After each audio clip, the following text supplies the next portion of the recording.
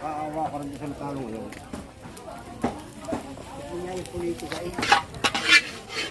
Yan mga kabayan at di yan ang taba. Yan naman ang tulyasi na may asay. Yan ho ay sa mga aabu-abu na. Naluluto ng asay. Yan ho ay ibig sabihin napakaint na ng tulyasi. Maganda na ho yung paglagyan na ng taba. Hindi na ho basta kakapit. Pero siyempre aalagaan pa rin ho yung halo. Katraw ng asin. Pwede nang hulugan nyo ng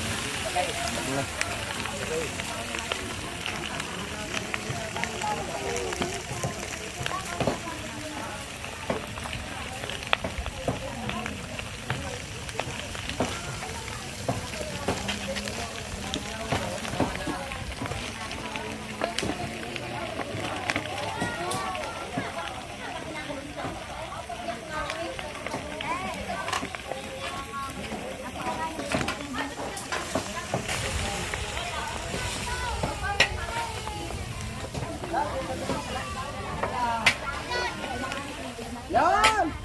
Taga. Ha?